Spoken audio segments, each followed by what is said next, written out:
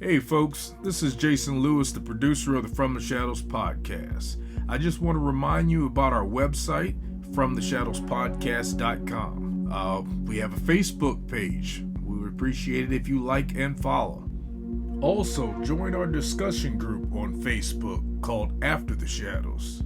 We have a Twitter feed. Please follow us on Twitter.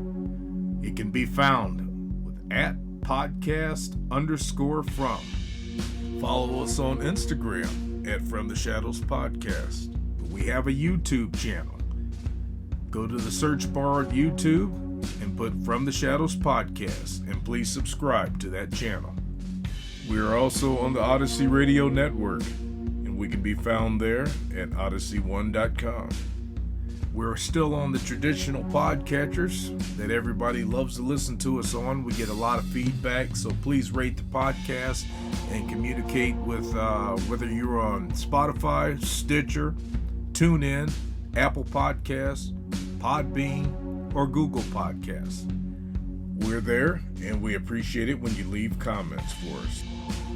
We also have a Patreon page. It can be found at www.patreon.com/FromTheShadows. You can receive books, stickers, coffee mugs, and special content just for our Patreon subscribers. Check it out for yourself and see what packages that we have to offer. Well, that's all I have for you right now, folks, and thanks for being a part of the From the Shadows podcast family. So with that being said, let's get this episode started. Hey everyone, welcome to this episode of the From the Shadows podcast. I am your host, Shane Grove, and with me is the very loyal and always on time super producer, Jason. Greetings, everybody. And, look, we had a good long run with the judge making podcast after podcast, and he had an emergency night that pulled him away, and we're going to miss him, Jason? Or If you say so. If I say so. Well, our guest this week is, how should I put this? She's my podcast crush. Yeah, you've mentioned that many a times. She is my podcast crush. She is a girl. She's part of two really cool podcasts, the Boos and Bourbon podcast and A Girl Named Whiskey, which I'm excited to talk to her about. And and she's our first returning guest, right? Second. Remember we had Stacy Brown twice there. No. That was just a continuation. Yeah. She is officially the first returning guest. Yeah. So Kim from the Boos and Bourbon, A Girl Named Whiskey, the TV star, ghost hunter extraordinaire, Oak Island expert. Welcome back to the program. Thank you so much. You made me sound a lot cooler than what I really am, but thank you. Don't kid you. Come on. Who are you kidding? I mean, modesty gets you nowhere. Yeah, come on. Come on. The 12 or 13 people that listen are going to get done. They're going to get done, and they're going to be like, man, I got to go find out who she is. How can I get an autographed 8x10? There you go. Oh, yeah, right. The day that I start signing autographs, I don't know what I'm going to do. That's just crazy. So Kim, I got this list of stuff that we could talk about with you. Well, you're the guest. What do you want to talk about first? What's the most exciting thing you got going on right now that you want to talk about? Yeah, there's a lot of excitement going on right now. I honestly, I can't believe that I've left my regular 9-to-5 job to pursue a career in film. So that's pretty cool. I wake up every day and I'm like, holy crap, I'm actually doing this. And it's about two things that I really love. So I'm on two shows. I'm behind the scenes on one, and it's called Maritime Museums. So I get to go throughout museums in Nova Scotia and learn about some weird and wacky history that our province has to offer. And then my other show is Haunted, and I'm a production coordinator, so I'm behind the scenes on that too, but I'm also a co-host on that show. So I get to do a lot of investigations, and I also get to do the historical aspect of it too, where I learn about previous hauntings and the weird stories that these locations have to offer. Well, I'm already jealous. Not only You ain't kidding. Me too. And I mean, not only is she my crush, but now I'm just jealous of just everything she's got to do. Yeah. You know, because That's just fantastic to quit our day jobs and get to go. That would be great, wouldn't it? Man. Doing this full time. Exactly. Investigating and everything. Oh my goodness. So what is the so let's talk about Haunted, okay? Because Sure. this is a paranormal podcast and our listeners love that sort of thing. So how and you have a really cool paranormal podcast, Boos and Bourbon. And so how did you go from hosting that sort of podcast to get into ghost hunting, and what are some of the cool things that have happened to you? Well, doing the whole podcasting thing, you really meet a lot of really great individuals and a lot of like-minded people that are within the paranormal community. And one of my friends sent me this link on Facebook, and she's like, hey, there's a local paranormal group that does a TV show, and they're looking for one, maybe two new hosts. Is this something you might be interested in? And I was like, yeah, of course. It's totally right up my alley. So Jen, who's my co-host for Boos and Bourbon, her and I got the opportunity to meet a local producer. His name's Paul Kimball. And we sat down with him and talked to him about what we do on the podcast, what we've always wanted to do, which is more investigating. And so he's like, well, I'm interested to see what you guys have done. And unfortunately, we didn't have a whole lot of video where we're mostly just an audio podcast, but we did have some things to show him. And he was like, yeah, let's try it. So from there, it went to production coordination and a part-time gig in season 5. I think I was in every episode of season 5, whether I actually made it to the screen, not sure. But and then Jen, I think, was there for almost all of them as well. And then we went to season 6 and we were like full-time. So yeah, that's kind of how I made the transition, which it seems very simple, but I don't know, it just happened and it was great. Well, first off, congratulations on getting to do that. But so I know you can't really, this season 6 isn't out yet, so you really can't give us too much about what is going to happen. But what were some of the cool, haunted locations that you guys went to? And did you have any experiences of your own? Yes. So I think Jen had some really crazy experiences for herself in season 5. It meant that her and I shared hotel rooms. She was like, I cannot sleep by myself after seeing that. So she saw a shadow person in season 5. It was the very first episode we were a part of. And it was in an orchestra pit of a very historic theater. So that scared the crap out of her. And I'm like, well, when's going to be my time that I see something crazy? Well, crazy stuff happened in season 6. Some locations that we went to, I mean, I did a little bit of research, obviously, before we went, but I didn't expect some of them to be as haunted as they were. Also, psychologically, a lot of these things I had dreams about before we went, which was weird. So that kind of played into each and every episode. But I will say that my belief system in the paranormal, I always wanted to say that ghosts couldn't pick up anything and ghosts couldn't physically hurt you. And let's just say I was wrong, because some really personal stuff happened to me where I was physically touched, we'll say. Let me ask you, did that happen during the course of filming, or was this like on camera, so you had like a natural reaction, or was this something that, oh, wow. Yeah. So I have seen some footage of one of the experiences, and it was insane. I also never really believed that like a Ouija board could be as strange as people say it is. And there was another instance that you don't see on camera. I don't believe. If you do, it's a very, very small little portion on the camera. But you definitely see my reaction. And I can say that nothing is really forced.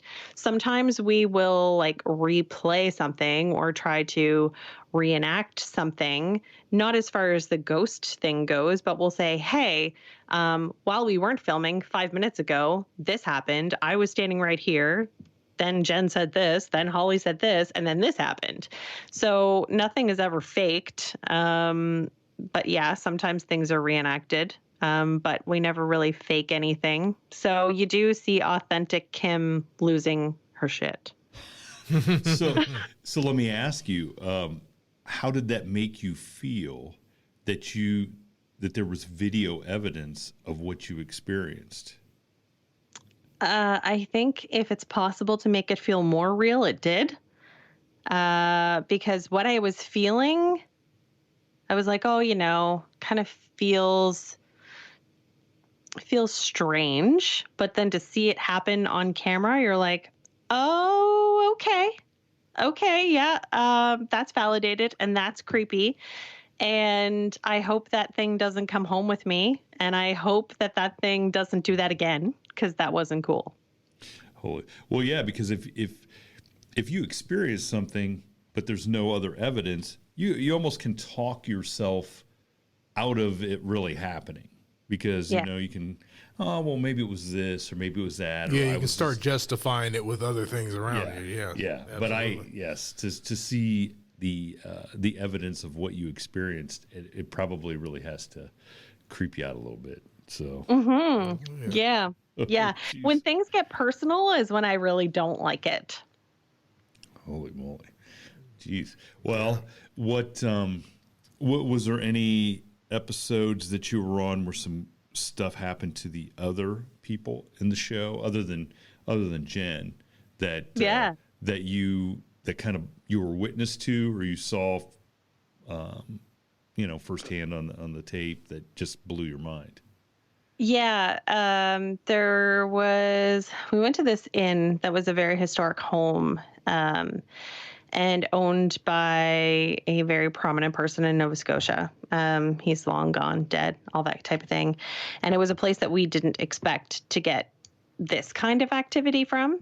And the second we shut the lights off in that place, just shit started going sideways. And the first two people that reacted to it was Jen and Holly, and they couldn't breathe.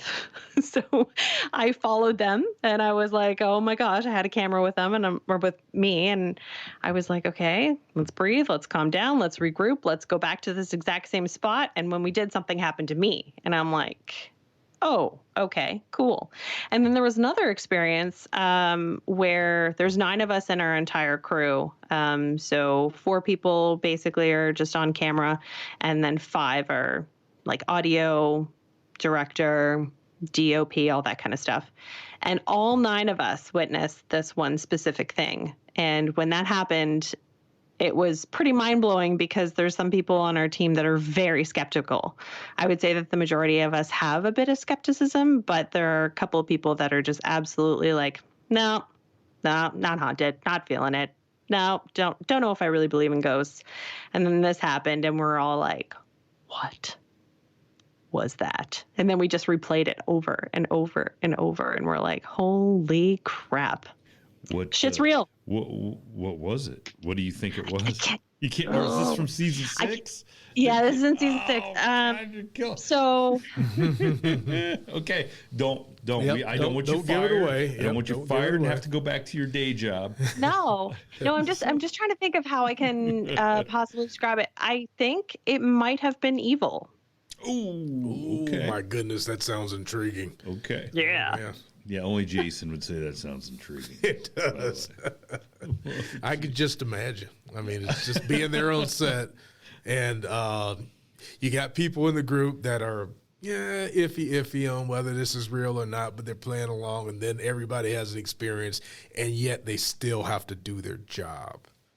Yeah. Yeah, we still had to go to bed that Yeah, night. because you That's guys right. can't just take off running. Yeah, you can't just out of leave. the place, can you? I Still mean, gotta you stay there. you gotta still hang out and go do the investigation. The worst is if something terrible happens and we're staying at the location overnight. That's the worst. Oh yeah, I can see that. Yeah, then you really don't want to go to sleep. I think it was 6:30 the last night that we were all filming, and a lot of people were in my room, and I'm like, okay, guys, I got to go to bed. I'm starting to see the light come up, so I think we're all safe to go to sleep. Jeez. Past is that this- witching hour. Yep. Now, does this just take? You guys are just investigating places around Nova Scotia. We've also gone into New Brunswick, but where COVID has kind of shut down our borders in between our provinces, it makes it really difficult. Typically, we'll just do the Maritimes, so that would be Nova Scotia, Prince Edward Island, and New Brunswick. Okay, so I mean, is this a show that once COVID restrictions are lifted, that you guys are going to go and do a little more traveling and That would be awesome. I mean, if I had a say in where we go and our budget had a say in where we go, I would definitely like to go to some really, really haunted places within Canada and even in the eastern part of the U.S. Oh yeah, yeah. It'd be great. Because I'd love that. If you guys make it to the eastern part of the United States, there's some guys from a podcast that would gladly come and and help with the investigation. Like Well, that would be awesome. Like celebrity investigators. Yep, absolutely. You can't see my air quotes. Celebrity. We'll get Jerry to go. Yeah. Listen, you're going to ruin it for us, Jason. You're gonna She'll never come back on the show after that. Oh boy. So is there anything else you can tell us about the show, or that you want to fill our fans in? I mean, I think we kind of talked that it's at this point you got to be in Canada to watch it, right? Yeah, that's true. Maybe in the future we will have the ability to stream it. That would be awesome. Maybe we'll show up on another network someday. Don't know. But for the time nice. being, I mean, that would I'm just talking dreams right now. Right. But that would be incredible. It would be incredible. And if any of our super technically advanced fans out there figure out a way to pirate this show from the Canadian networks and have it available for our listening audience, let us know. We'll direct everybody to get to watch it, because I mean, I'm dying to get to watch it. I think it would be Me too. I'd love to see it.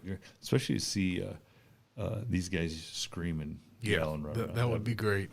Yeah, because with it's season not 6 faked. It's all real. I love that. Yes. When season 6 comes out and there's going to be the little intro clips and stuff, I'll definitely send those along and post them on social media so you can see a little bit of it anyway.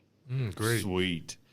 Yeah. Because we're all living vicariously through you guys. Just remember that. Just remember. Okay. Yeah. Okay. You say that now, but when you're holding a REM pod and it starts going off uncontrollably, I'm not or going singing ghost investigating. Are singing you a kidding me? song. Are you kidding me? I mean, it's crazy.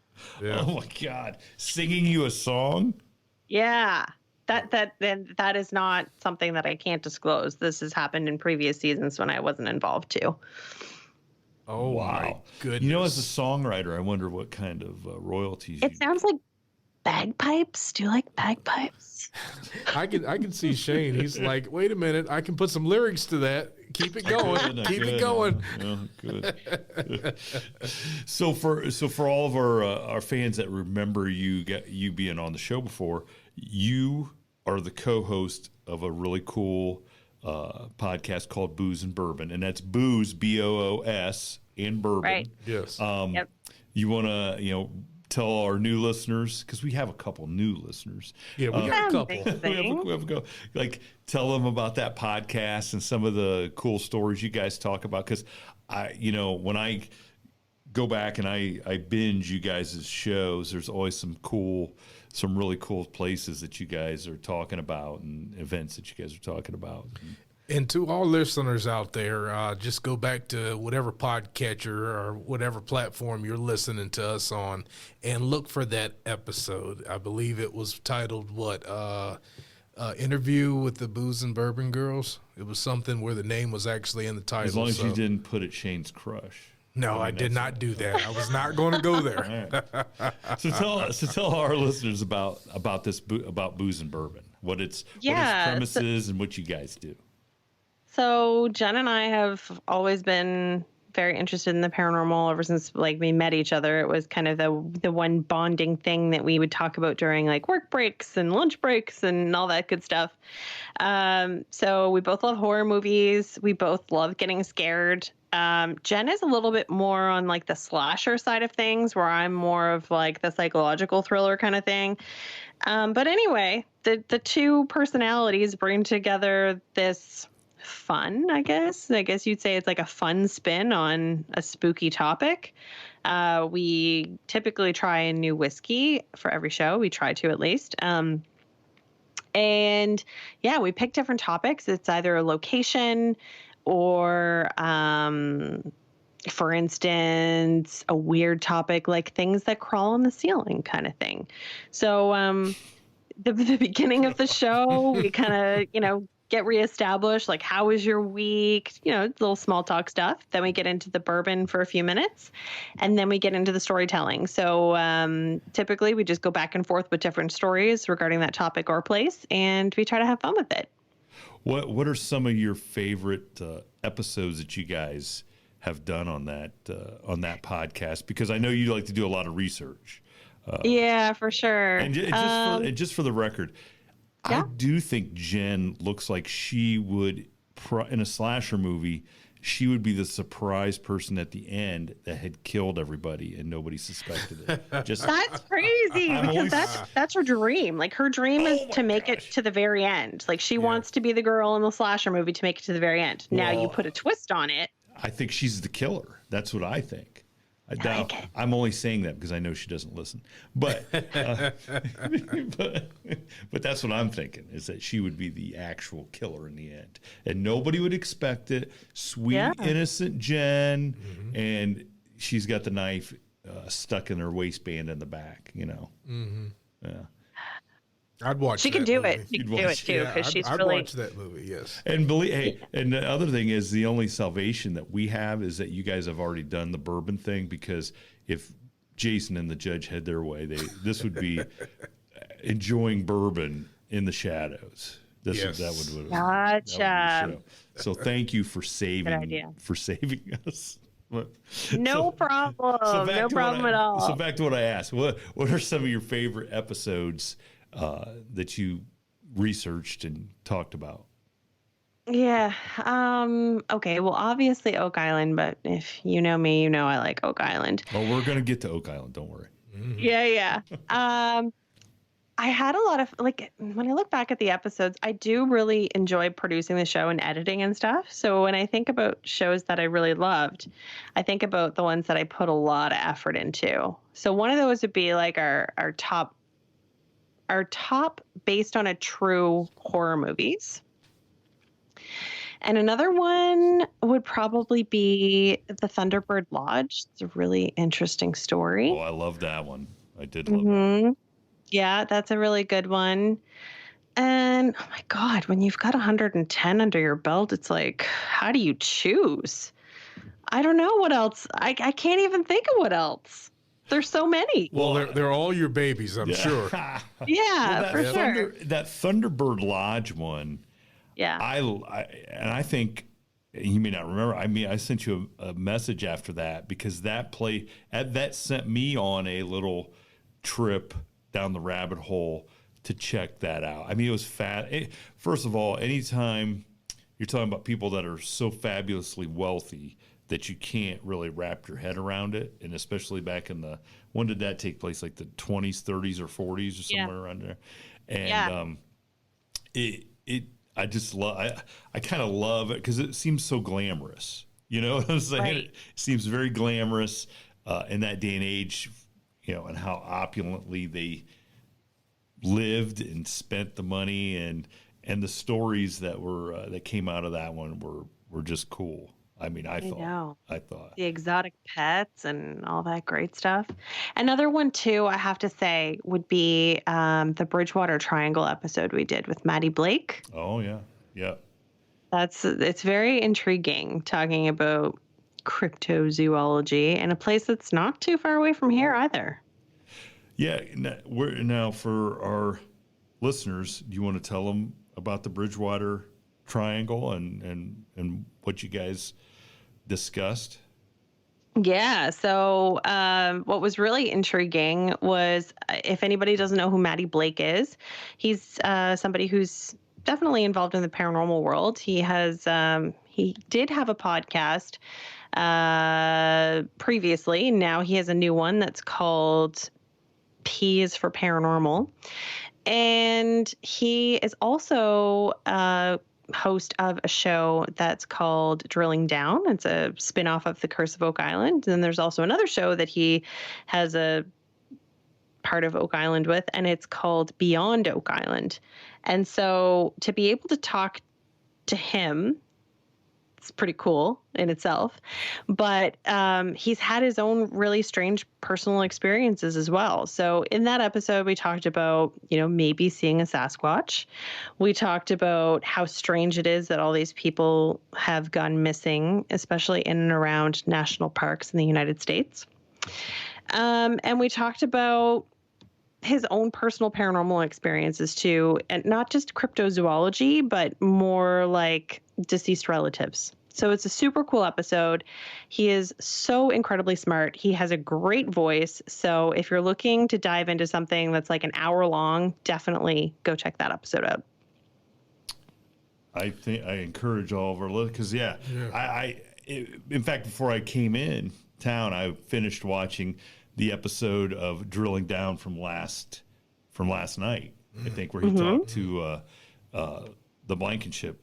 And I want to see it. It's just that in Canada, everything comes out on Sunday instead of Tuesday, so I have to wait. Oh, jeez. It was a great episode. It was a great episode. It showed a lot of the behind, some of the story that you probably know from living up there and having a little bit of a connection to the whole Oak Island situation that I didn't know, like how the island got to be owned by his father and how he, what happened to him as far as his stroke that he had and stuff. It was a really cool episode. I don't want to ruin it for you. Yeah, no spoilers, please. But it's cool. It's cool to see that behind the scenes stuff that is not shown on television, and the real story behind the story, I guess. Right. So there you go, Jason. There's another reason to be jealous of these guys. They got to talk to Maddie Blake. Yeah. Well, you never know. We might be You can do it. Cure some guests like that. Someday when we grow up, we'll get to talk to Maddie. Yeah, when we're big boys, we can do that. Okay. You guys are too humble. Stop. So what is, while we're on the subject of Oak Island, what's going on in Oak Island? Because now, did you get to do, now last time we talked to you, I think you were going to be part of some water, you were going to skipper a boat, right? Yeah. Yeah. So tourism sucked this year and we didn't have any American tourists. So I just kind of did the film thing for the majority of the summer. I did spend some time on some of Tony Sampson's boats, and I did get to do a couple of tours. And we did have some weird things happen, not going to lie. They have this saying of an Oak Island triangle, like the Bermuda Triangle. And sure enough, some weird things happened when we were out there. The GPS started making weird noises, so we stopped the boat. We pinned where the GPS was going crazy. And Tony has like 14 different markings of that same area. So he totally believes that there's something just off of the Boulderless Beach, if you're familiar with where that is on Oak Island. Yeah. Yes. So whether or not it's a shipwreck or it's some sort of like metal anomaly, What's also really weird is this summer, I doubt anybody's going to see it on the Curse of Oak Island, but it was very real in Tony's life. He was taking a cruise out and he saw something kind of like black and shiny. So he stopped his boat, reversed back up to it, and it was a capsized, small, little, tiny outboard engine fishing boat. And the guy was drowning. And he didn't have a life jacket on or anything like that. So Tony saved this man's life. And it was in that Oak Island Triangle area. Wow. Holy Yeah. smokes. Yeah. Jeez, ow. Yeah. Yeah. So Crazy. So what what is, I mean, we haven't got to the end of the season on the television. Yeah. So, Right. but do you have any insight to anything that on land they may have come across or discovered that you No. No, seriously, no. I mean, you didn't twist Maddie Blake's arm. I mean, what's the point of that? Right? No, it was weird. I was upset because I was supposed to be on the show and I couldn't be in two places at one time. So I missed my opportunity to sit next to Alex Lagina on a boat with him, Tony, and Jack. So that sucks. So yeah, I don't have much for you, Jeez, unfortunately. What are we doing? And we're doing something wrong here. We're not. We're not getting opportunities like I that. know, kidding. Holy smokes! Maybe we I just started getting my diving courses under my belt, so I might have a better chance of helping Tony out more this year. Oh, so you're gonna become a licensed diver? Yeah. Nice. Yeah. That's why I can't do it, because I would never. You never do that. No. Can we get the judge in a wetsuit and get him to go down there and? Just the mental picture that you painted of trying to get. He'll look like a seal. Listen, I A think seal with a beard. I think trying to get the wetsuit off the judge would like be trying to peel a coconut with your bare hand. Listen, getting a wetsuit off is a full-on workout, regardless of what size you are. It's insane. I bet. Well, because they have to be so tight. Right. Yeah. So it's understandable. So Yeah. So, I mean, in terms of Oak Island, I honestly don't have any like juicy stories, which really sucks. It was pretty quiet for a long time. I mean, they didn't really start doing much on the island until like July. So, typically they're there at the very beginning of May. So they would have had 2 months under their belt typically, but they didn't. And so I think a lot of it was more or less research. It was kind of a surprise to me when I started seeing caissons go on the island, because I actually wasn't expecting it at all this season. But, we just keep seeing things unfold every week when we watch the show. Yeah, I mean, it is amazing to me. I mean, I remember reading about Oak Island probably when I was 7 or 8. Yep. And it was one of those stories. Like, I totally understand how, Marty and those guys got, they read the article, in 1965, Reader's Digest, I believe. Yeah. The same one that Dan Blankenship that read, which is kind of a weird coincidence that got him there in the first place. And it's one of those mysteries that, man, I would love, of course those guys would too, I'd love to see some kind of answers. I mean, I think there's enough stuff there you can't deny that there's a lot of stuff that went on in that island. Yeah, definitely. You can't deny that. And not being a world traveler, I can't like get it through my head as why that place there. I mean, do you have an insight from living there as to like where it's situated as to why it would be the opportune place to hide a treasure for seemingly more than one generation of treasure barriers, depositors? Now, that's a good question. I mean, what makes that locale strategically perfect that you got not one, but multiple treasures? It seems like, if we were talking like the Knights Templar, and then you're talking about the British, right? They think the Brit or pirates, and then the British all occupied the island or deposited stuff there over the years. What, it's not like there was Twitter back then. Say, hey, no, exactly. So there's a couple of really strange things that would make sense if you were a depositor. First of all, there's like 300. Well, back about 250 years ago, there were 365 islands in Mahone Bay. And Mahone Bay is definitely within a regular shipping channel if you were going from Europe down into the Caribbean or anything.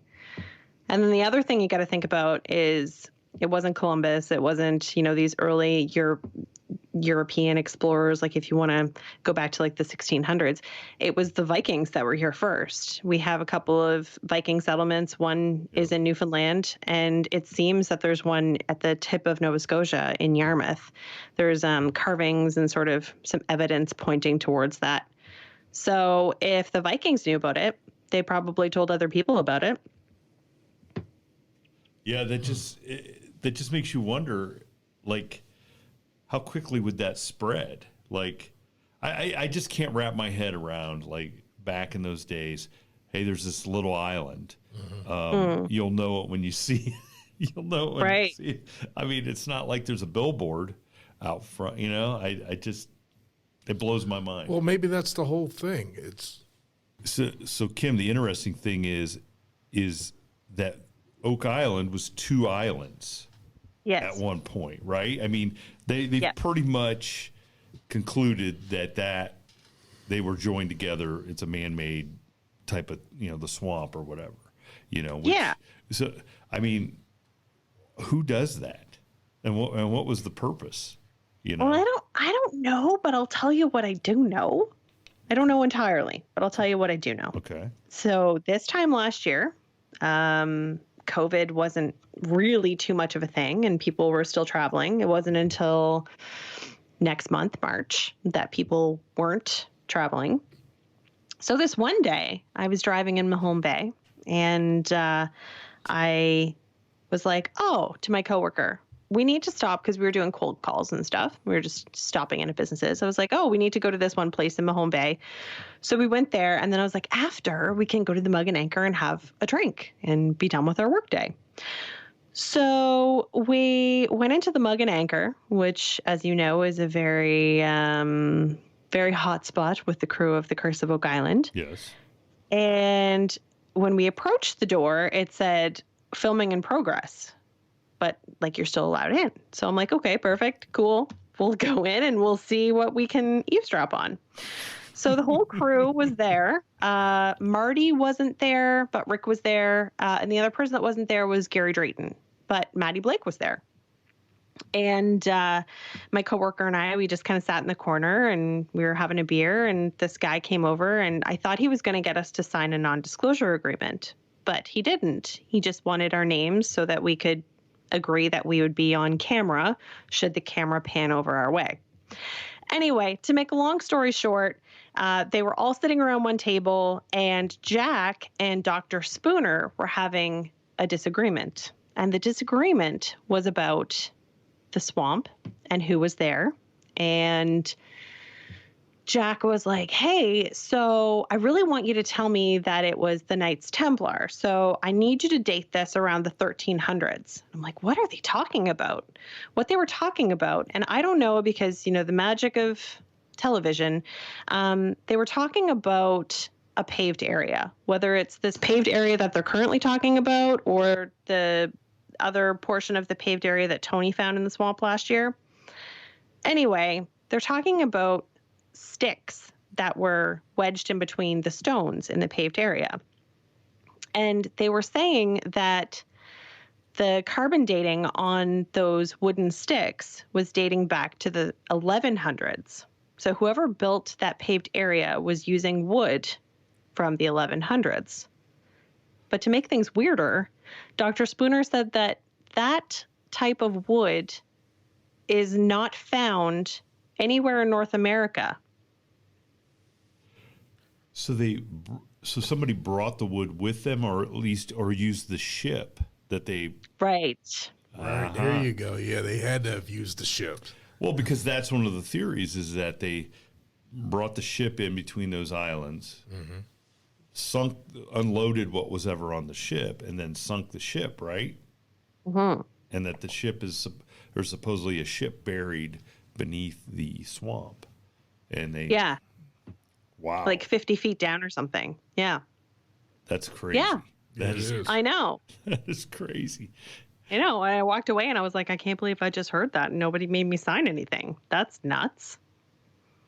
Wow. And here now the 17 people now that we have listening have all got the inside scoop on the wood in the stone structure at the swamp on Oak Island dating from the 1100s. That's crazy.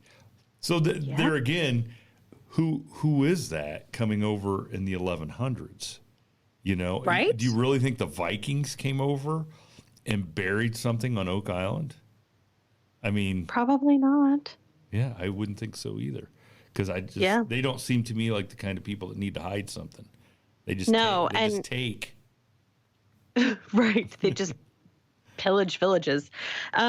No, but it seems like when you talk about like the architecture and the structures and all that type of thing that's on Oak Island, it doesn't match up to Vikings. Wow. Yeah. I know. Crazy. Well, so there you go. There's some food for thought with Oak Island. Well, I knew I had something. I had no doubt. Jason, I had no doubt. Yeah, exactly. I can't wait for you to get back in the boat, you know, and, me too. And really get, you know, grease them for some more information that we can then grease you for. You know? Right. Yeah. Now, I really want to talk about your brand new project that I have thoroughly enjoyed, and our listening audience who at the beginning of this episode, we kind of made fun of the judge.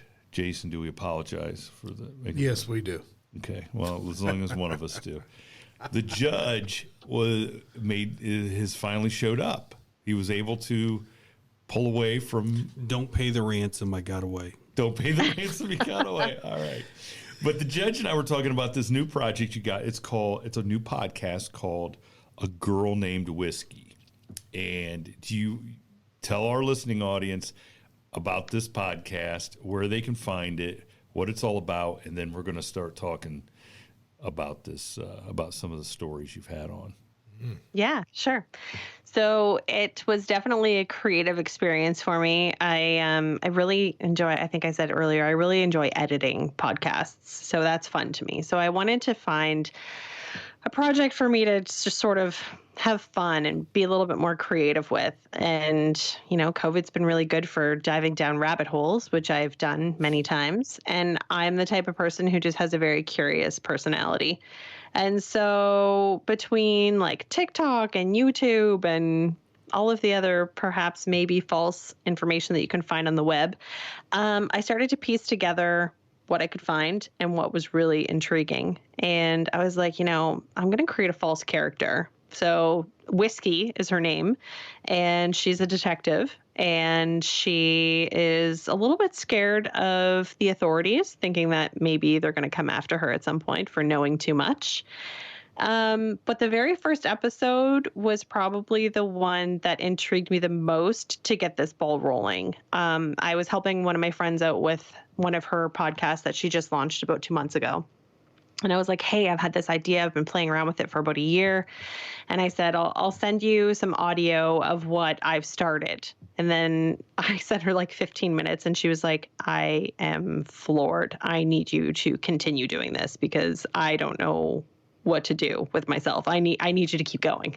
I'm like, all right. That's good inspiration. So it was that first episode that I came up with, which was all about Princess Diana, that really made this thing happen. And I will concur that it was a great episode.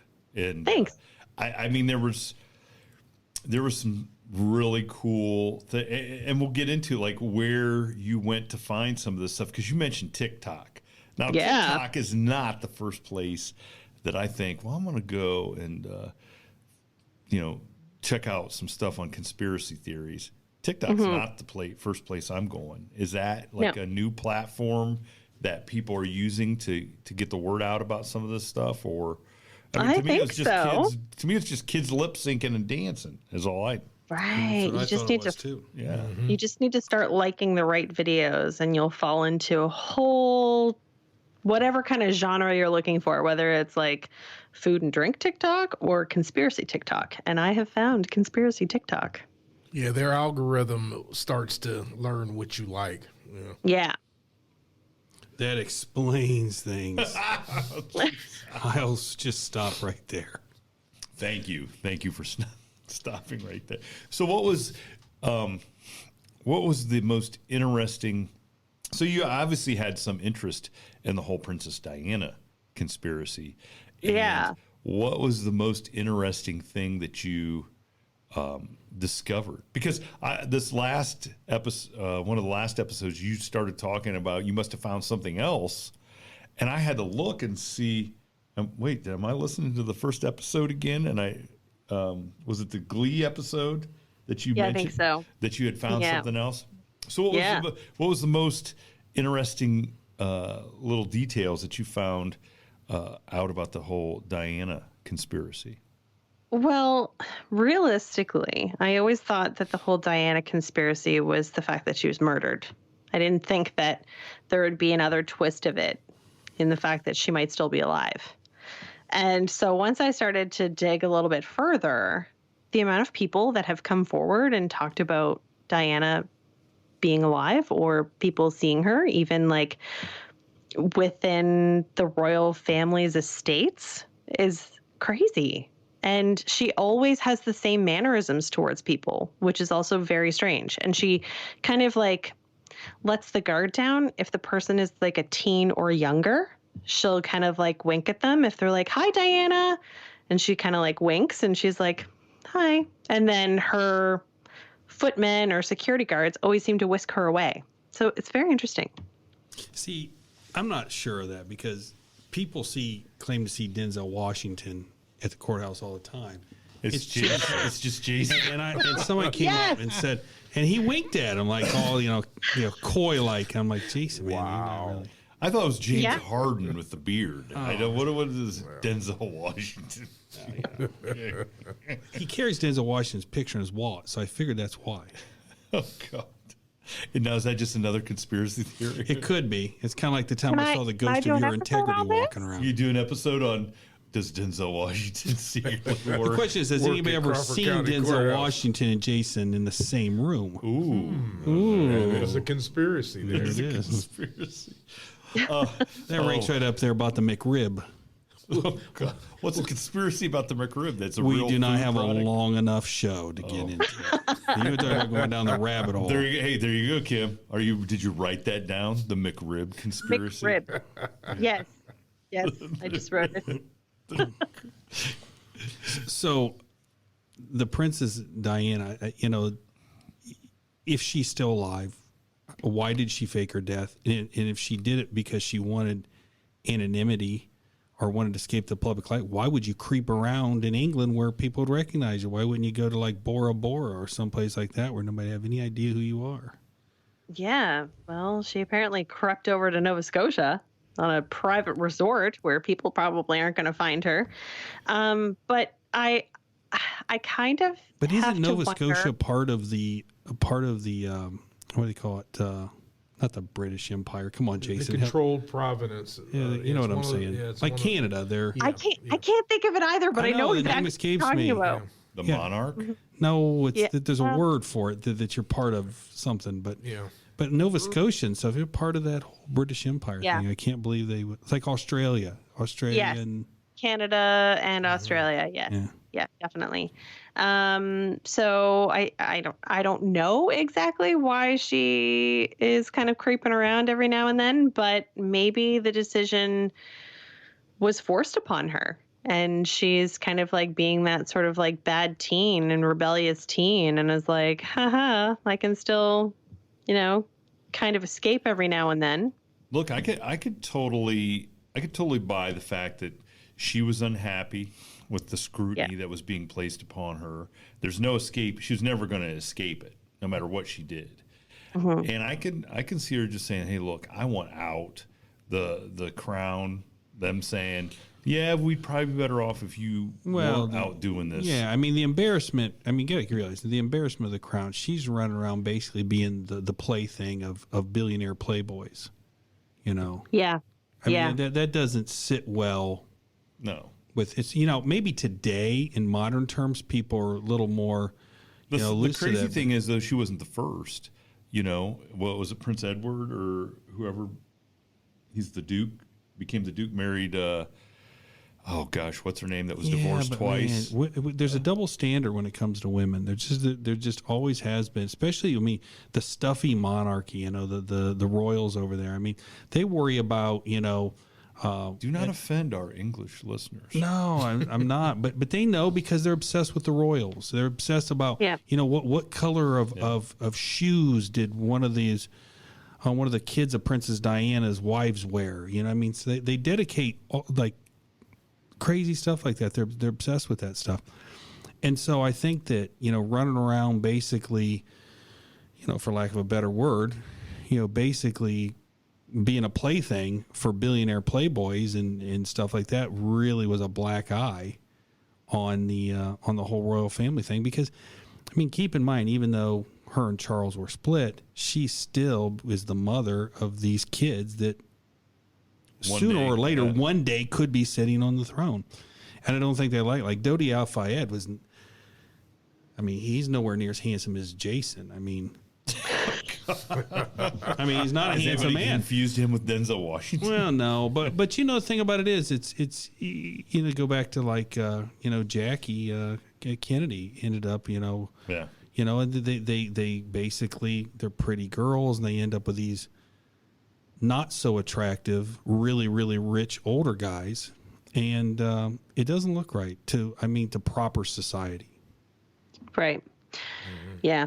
It's a big old question mark. And I think what's even stranger and what I didn't realize until I really dove into this is her and Dodi were not together for very long. It was like 2.5 weeks when she died. Yeah, you mentioned that in the podcast. I was like, whoa, I didn't realize that either. Now, obviously, there probably had been some prior, they had to have known each other a little bit prior before they. She knew his father, but they only ever really met once on his father's yacht, and that was like maybe a month previous to them dating. So what do you think? Do you think she's? What's your probability that she's still alive? I don't know. I would like to think that she's still alive. Some crazy people on TikTok, I think that she's going to come forward in year 2021, but I don't know about that. If she was going to come forward, 2020 would have been the year.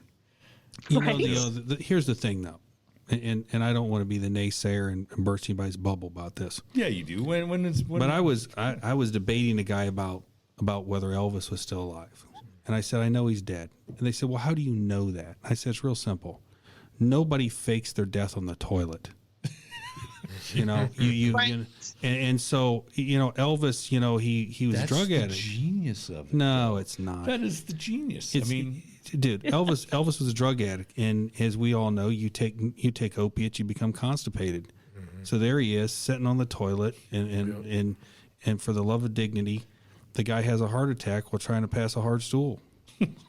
Nobody says that's how I'm going to fake my death. Yeah, nobody would do that. Nobody would do it. Be like, Elvis. Elvis died. Skydiving. He was fighting a shark in the Indian Ocean. God, we lost him. But with Princess Diana, it's the same thing.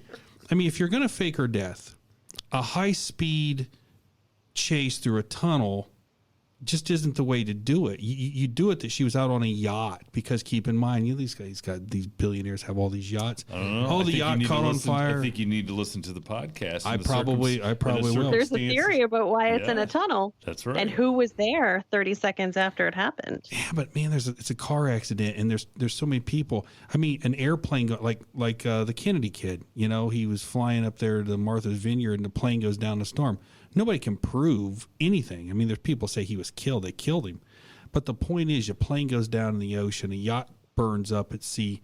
There's no body. It's easy. It's clean. You don't have to have a bunch of people in on it. I mean, to do the fake death in the tunnel, you got to kind of have a bunch of people in on it. And I don't know. I think it'd be hard for people to keep something like that. But yeah, we have how many millions of people think election was fraudulent? Probably was. Oh my God. Yeah, exactly. Every third world country, it's that way. What are you talking about? It's a lot of people have got proof, and whatever. Yeah. So, But I will say this. I am thoroughly convinced that Tupac is still alive somewhere.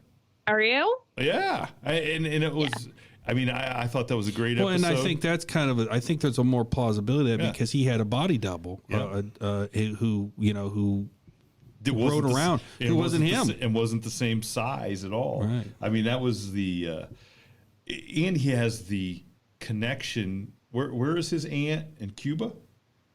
Yeah. His aunt is in Cuba.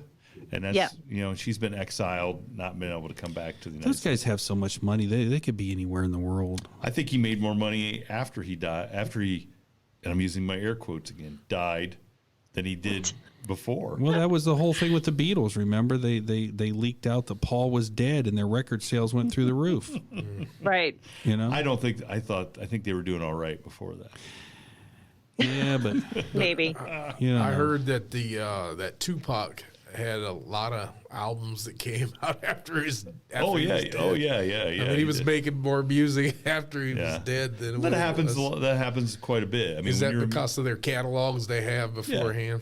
Yeah, and what happens is when, like, you go in to do a record, okay, and say it's 15 songs, right? Okay, you probably do 20 or 25, and all that stuff's on tape. Somebody dies. They go back, clean it up, they go edit back it. and reproduce the stuff they didn't use, and people hunger so much for somebody like Tupac or especially Elvis any type of new material. Yeah, any type. Prince. I mean, Prince, when he died, they had 100. Like they said, he had 100 albums worth of stuff. Yeah, that's what I heard. I read that somewhere, and they said he had. Yeah, it was said. So it was those guys that are in the studio and they don't use all the tracks, and so the estate wants to keep making money, which is right, wrong, or indifferent, and that's an easy thing to do, and the fans eat that up. So now, what can you let us in on any of your future episodes, like any of the subjects that you might be discussing? Besides the McRib and the Denzel Washington body. Yeah. Body double. Okay. I'm definitely going to dive in more about celebrities and people who have had very mysterious deaths. So I've, kind of kept that theme through the first 4 episodes. And I'm going to do the same. And it's only going to be 8 episodes this season. I just want to see how it's going. I mean, if people want more after it, then I will make more. But it's more of a creative outlet than like Boos and Bourbon. Because Boos and Bourbon is just, it's always there. And it comes out weekly. And this one's more of a bi-weekly. And I only have so much time too, right? So what about the Natalie Wood? Who killed Natalie Wood? Yeah, that's a really interesting That'd be a good story. one. Did you see? I believe they just reopened that investigation. They did. Christopher Walken was on that yacht that night. Yes. Yeah. That's a great. Yeah. Once again, easy to kill somebody in a yacht. Right. Didn't you ever see the movie Death on the Nile? Is that the Natalie Wood story? No, but Gal Gadot's in it. I'm a big Gal Gadot fan. So they're doing a remake, and so. God. But there you go. You're on a boat. You're on water. It's easy to kill people. Get rid of bodies. No, brother. Oh, brother. Jason said I'm here nodding his head because he knows. I was just thinking of He's like, like we're gonna kill Osama them bin all. Laden supposedly plopped him over in the international waters. Yeah, that's the other one, the Osama bin Laden. Is he really dead? Yeah. Is he really dead? I mean, we never saw his body, never saw That's a right. picture of it. They just And they gave just him sort of that did at sea burial. Yeah, there. you make sea burial. Come on. True. I don't know. Very true. The other one that really fascinates me is the Elisa Lam story. You guys know about that one? Which one? Now, There's a whole enlighten me. paranormal side of that one too. The Cecil Hotel. Okay, You guys know about the Cecil Hotel? No, I'm trying to. Okay, think. so I don't think so. American Horror Story basically based their hotel season on this place. So the Cecil Hotel is in like Skid Row, LA, and the Night yes. Stalker, he lived there for quite some time. You're talking about Anyway, the a lot of lady people in the water tower. Yeah, so she was a Canadian exchange student actually, and was going through some really tough times with her mental health. And the weirdest part, though, is the footage that they have of her on the elevator. She's doing these really wild things with her hands, and it looks like she's talking to somebody, but there isn't anybody else there. And they can't really seem to figure out how she got herself into the water tank on the top roof. Like, I guess the lid to the water tank is way too heavy for her to even attempt to lift. It's very strange. Well, I That think is strange. I think the big thing is even if she could get in, how did she close the lid behind her? Because once you get into the water, there's no, you know what I'm saying? There's no, you have no leverage to get that closed. Yeah. You know, the other one that I've always been fascinated with is the JonBenet Ramsey case. That one, I've read books on it. I've watched the TV specials on it. I have my own theory, but we don't have time for that. And it has nothing to do with the McRib. Yes, I mean, there's some there's some things about that case that just really, really, really doesn't make sense. Listen, the more conspiracy theory podcasts and stuff that I listen to, the more you realize is how so many of the police departments and sheriff's departments were just ill-equipped to investigate. Right. Well, they run out and they trample over the crime scene. Yeah. I mean, keep in mind, Boulder, Colorado, where like JonBenet Ramsey, they hadn't done a murder investigation in when? And so they had nobody trained. They went out, they trampled all over. They didn't separate the parents right away. They just did everything wrong. And the thing is... And they had him, hours later, the detective they left with him, the father, they said, go search the rest of the house and see if there's anything we missed. Yeah. Now, why would you send? What? And that's when they. I didn't know that. Yeah, and he discovered JonBenet. They hadn't discovered her yet. All they had was the notes or the note. Well, and the thing is, and having been a private practice lawyer, judge, having been involved in the legal system for a long time, and sometimes as a lawyer and judge even, but. The one thing that I've learned is about pedophiles. You know, pedophiles are not going to break into a house, sexually assault, and murder a child and leave the child there. That's not their MO. That's not what they do. There's a whole courtship to molesting a child. And so if it was someone that was a pedophile and they seen her at these beauty pageants and target her like one of these theories is, they would have waited and they would have kidnapped the kid because they wanted to keep her. Yeah, they want to keep her, and there's a whole. And I know this sounds really sick and gross, but there's a whole romance in the perpetrator's mind. Mm-hmm. There really is, and there's a pageantry almost to it, no pun intended, to what they do with these kids. And so to simply break into a house and take the kid in the basement, molest the kid, kill the kid, and sneak out is so not. And that's why, like, if you would look at. Like the FBI profilers and stuff like that, they never considered this as a pedophile situation at all, because it doesn't fit. It doesn't fit the modus operandi of any of this stuff. What it fits is somebody who knew the kid, somebody who's in the house with the kid, who killed the kid. That's what it fits. Whether on purpose or on purpose or not. And and the thing about it is, the TV show that they did, like a 3-night thing, blamed it on the brother, and he freaked out and threatened to sue him and all this stuff. We're never going to know because they just botched it. I mean, they just botched the whole thing. But there's lots. The thing is, there's lots of cases out there. So like I just think we did an episode for you on the JonBenet Ramsey thing. So. Amazing, thank you. Well, if you ever want to have me on to talk about it, there's a lot more to it, but it's fascinating. I read the books and watched the specials and stuff like that. But my brother was in Texas, I think it was, and for a trial team competition, because my brother and we both went to the University of Akron. We both were on something called the trial team, where you traveled all over the country and tried mock trials and things like that. And he was in Texas for a mock trial competition and ran into the lawyer for the Ramseys.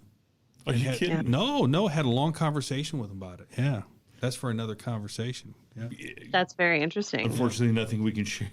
Well, I mean, not. I mean, well, they basically said they didn't do it. I mean, they confessed to my brother, and they said they didn't do it. Said they didn't do it, but there were some interesting things about that conversation. My brother, was a very, very skilled trial lawyer and a really good cross-examiner, and interesting dialogue. He got me to crumble at least 3 or 4 times, and that was just out in public. There you go. Not even on the stand. Yeah. So it's exciting. I mean, another podcast with the explore the unknown. The unknown. Right. The unknown can be cryptids and ghosts and paranormal stuff, or it can be real life things. Well, there's just as well. I mean, it just goes to show you there's just as much unknown conspiracy wise about stuff that is hiding in the woods or flying in the sky, or the person right across the table. There's all kinds. Thank you for tuning in to this week's episode of the From the Shadows podcast. Until next time, never shy away from the darkness or what may be lurking in the shadows. We are out.